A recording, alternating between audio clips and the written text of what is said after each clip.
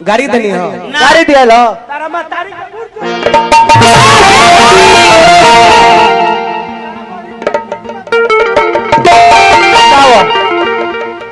गाड़ी दिया था जीवन भर घाट में लेकिन तारी घुमाई चुप के ना छोड़ ना तार कोनो करो लेकिन कोई हमरा के बोले आइल हो ना महाराज इहे ना हम बोलत तनी कुल चैनल पर डली हलिया जे लोड करता डाली लेकिन ई तो चिन्हा गइले हनु हमरा के गड़िया के लेकिन चैनल वाला भाई की ना हो कोई वीडियो नहीं खतारे के चढ़ावे के बाद देखो तनी कैसे वीडियो ये तार लोग के चैनल उड़ावत रहे 2 दिन में तार लोग के हेकरी ढीला हो जाई जब चैनल लाउड बाउड लिख के डाले लगी लोग तो ए लोग के गोर पूजो 2 दिन में मार्केट में आ जाइबो कहत है कि हम कमल बास कुंवर ना हई आए अच्छा तू कौन कुंवर हो बतौले रहनी हां लेकिन बोले खातिर ढेर लोग बोल दी लेकिन करे में हेकरी ढीला हो जाला हलचल जी कहले नु हां कि अब हम एक रात में 20,000 में जाइले हां आज हाला के रेट बा 400 तो हम 20,000 छोड़ के 400 वाला काम करी तो हम तो आइल बनिए जाओ तने में तो का मतलब झलो बजे दिन तक आज कट्ठा हमरा के 400 दे हम का ना महाराज तो अंदर के नु क्वालिटी है हमार सब क्वालिटी पब्लिक के बीच में देखा के बाकी आपके अंदर क्या टैलेंट है क्या क्वालिटी है वो न दिखाना है कहतर बिन बजावे ले गावे ले नाचे ले ए भाई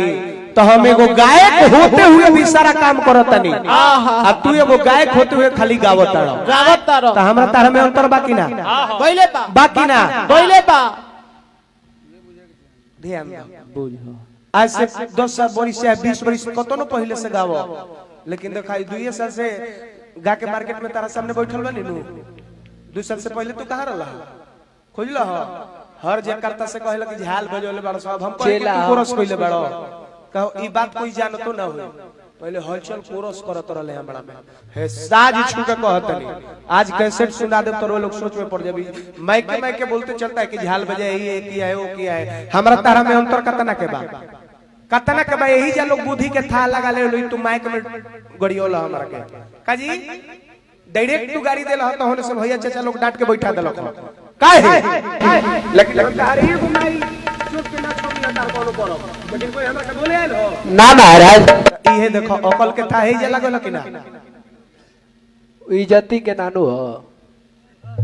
1 मिनट जेकरा में टैलेंट रही उ जवाब दी प्रदुमन के बोले खातिर ढेर लोग बोली करे खातिर ढेर लोग करी लेकिन जेकरा में टैलेंट हुई है जवाब दी रोशनो गा ले देहाती जी गा ले देहाती जी के तू भाई कहता रह तका देहाती जी हमार भाई ना हई हई लेकिन देहाती जी से जब तार संगत ना रहे हो बड़ी तार हमरा से संगत रहे जब तू हे खून के भाई ना भइलो तो तू दूसरा के भाई कहबो मतलब खातिर तू सटल बाड़ो भाग बनाओ उनकर की गा के गवा के आ तारा के मार्केट में लिया देले न जीवन भर घाट में वाह एगो माइक में ना गाड़ी दे एगो ना बाउर बोलैबे ना करी एगो ना खाली खड़ा होकर के इंतजार करो हमारा बस हां YouTube चैनल वाला भैया बैठल बने और लोग के तहे दिल से स्वागत बा और रउआ लोग तो चाह दे तो कोई के जीवन बना दे हां ना तो 2 मिनट में उघार करे में टाइम ना लगे ना कहले नु कि जे वीडियो चढ़ाई ओकर चैनल उड़वा देब हम तू चैनल उड़वा के दिखा दो अगर जो कोई के चैनल उड़ गए तो दे हे तारा में कतना दम बा तू केकर चैनल उड़ावा तारो आज हम देखब जितना हम बोलतनी कुल चैनल पर डली हलिया जे लोड करता डाली तो हमरा के कहला कि हॉर्न के लाइन काटो हां हॉर्न के लाइन काटो लेकिन हम कहतनी हॉर्न के लाइन मत कटियो ठीक ओके हां हॉर्न के भी लाइन देले रही उ कटवाइले हम लेकिन हम चालू कराए इहे हमारा तारा में अंतर बा गलती कहता तुम माइक में गड़िया देल हो एगो करम ना छोड़ल हो हमार लेकिन हम सुमरन में तार कोनो करम थोड़े छोड़ ले ना नन्नू लेकिन माय खटा के लेकिन इस बेहुदा को यह समझ में नहीं आया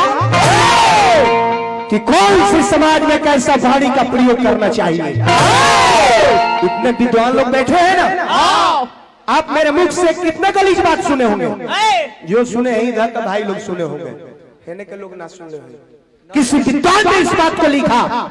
कि श्रद्धा ज्ञान देती है और नम्रता मान देती है और योग्यता स्थान देती है,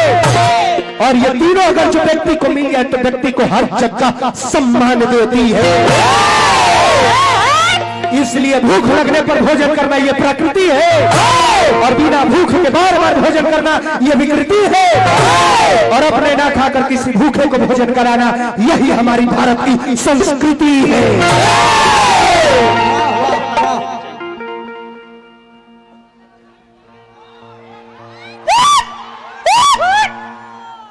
गाड़ी देनी हो, गाड़ी दिया लो तारा मां तारी का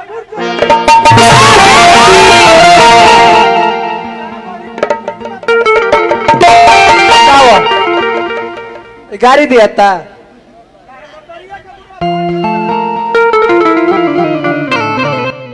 गाड़ी दिया था गलती कहता है ना महाराज कहता है कि हम कमल बास कुंवर ना है। आए अच्छा तू कौन कुंवर हो?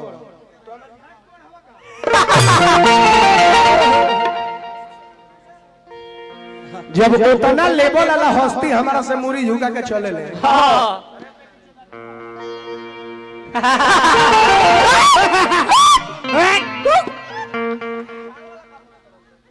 गलती कहता है ना देहाती जी के मान सम्मान करो, कैसे कि देहाती जी के दिन बाकी तू हिट कोइले बाड़ो। लोग जवाब मांगता लो कि हाई जवाब दे, हाई जवाब दे, का जवाब दी? गीत संगीत गोले बाड़ो ना नो, एगो गीत हम जौन गावत नहीं गीत के जवाब दो बेंजू बेंजू।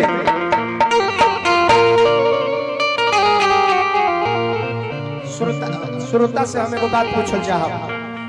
श्रोता भगवान बड़े, एक मिनट श्रोता से हमें को बात पूछल चाहब। ई माइक में बोलले बड़े गड़ियोले बड़े का हम माइक में इनका के गाड़ी दी कि माइक हटा के? माइक हटा के ओके ओके ओके ओके ओके हम माइक में ना दे, हम माइक में ना दे, माइक में ना दे। रोलो की इजाजत हुई तबे कुछ करब ना, ते तरह हम ना करब। आप सबकी इजाजत हुई तबे हम कुछ करब ना, ते तरह हम ना कर सकीला ना। छोड़ दी रहे दी चली जय राम जी के गोर लग लेते, कोनो दिक्कत हम गोर लग लेते बिल्कुल बिल्कुल। लेकिन ई तो चिन्हा गइले हनु हमरा के गड़िया के, लेकिन चैनल वाला भाई की ना हो कोई वीडियो नहीं होता रे के चढ़ावे के बाद देखता नहीं कैसे वीडियो ये तार लोग के चैनल उड़ावता रे। 2 दिन में तार लोग के हेकरी ढीला हो जाए, जब चैनल लाउड बाउड लिख के डाले लगी लोग तो ए लोग के गोर पूजो 2 दिन में मार्केट में आ जाइबो।